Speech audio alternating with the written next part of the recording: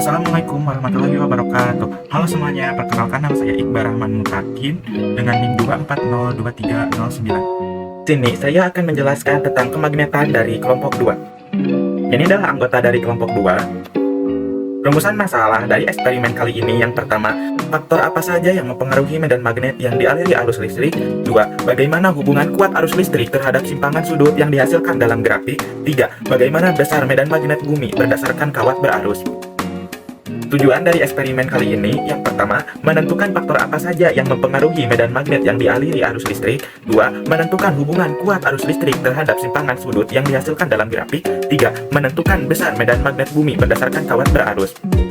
Kesimpulan, yang pertama, besar magnet dipengaruhi oleh arus listrik, jumlah lilitan pada kawat, dan jarak kawat dengan magnet. Hal ini sesuai dengan aplikasi hukum Biot-Savart yang secara sistematis dinyatakan dalam B sama dengan mu 0 IN per 2R. 2. Hubungan kuat arus dengan penyimpangan sudut berbanding lurus. Semakin besar arus listrik yang mengalir pada kawat, maka akan semakin besar juga penyimpangan sudutnya. 3. Magnet bumi dapat ditentukan dengan percobaan pada kawat berarus. Nilai magnet bumi yang dihasilkan pada kelompok kami yaitu sebesar 15,77 dikali 10 pangkat minus 6 T. Hasil data dari kelompok kami yang pertama yaitu I berubah terhadap T, di mana I yang dirubah-rubah adalah variabel bebas dan T-nya variabel tetap. Pada kelompok kami, arus yang dirubah-rubah yang pertama, kami mengubah arus 0,1 menghasilkan 20 derajat. Yang kedua yaitu kami mengubah 0,2 menghasilkan T-nya 50 derajat. Yang ketiga, kami mengubah arus 0,3 ampere dan mendapatkan theta 60 derajat. Yang keempat, kami mengubah arus 0,4 ampere menghasilkan 70 derajat. Yang kelima yaitu kami mengubah 0,5 ampere sehingga menghasilkan theta-nya 75 derajat. Dan ini adalah grafik I terhadap E. Tabel dan grafik menunjukkan hubungan antara arus dan penyimpangan sudutnya berbanding lurus. Semakin besar arus, maka semakin besar pula penyimpangan sudut. Besarnya penyimpangan sudut dari keadaan semula menunjukkan adanya medan magnet yang bekerja. Selanjutnya, hasil data yang kedua yaitu adalah dokumentasi hasil percobaan dari kelompok 2 dengan menggunakan metode kawat lurus di mana N-nya sama dengan 1 dan kawat melingkar N-nya kurang dari 1.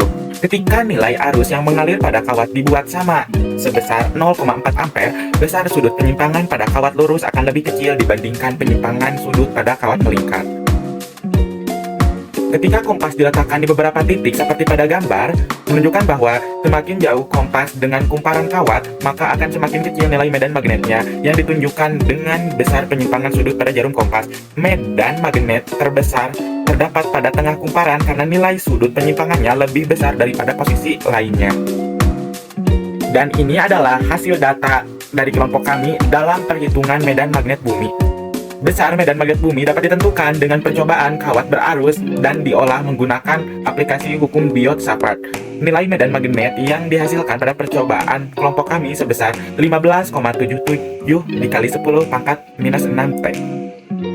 Di mana hasil ini merupakan mendekati dari medan magnet bumi yang sebenarnya yaitu 25 dikali 10 pangkat minus 6 T.